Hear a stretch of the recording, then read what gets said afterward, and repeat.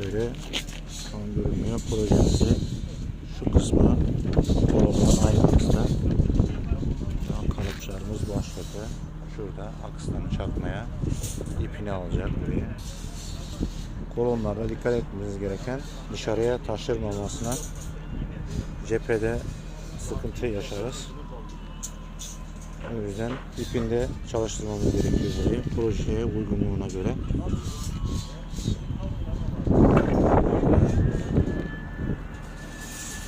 Kalıpçılarımız söküğü demiriyle söküğü yapıyor. Demircilerimiz de burada kolonlara bağlantı yapıyor. Merdivenimiz de gayet güzel çıktı. Dünkü betondan sonra bağlantılar da güzel oldu. Bir bütün olarak sistem çalışıyor burada.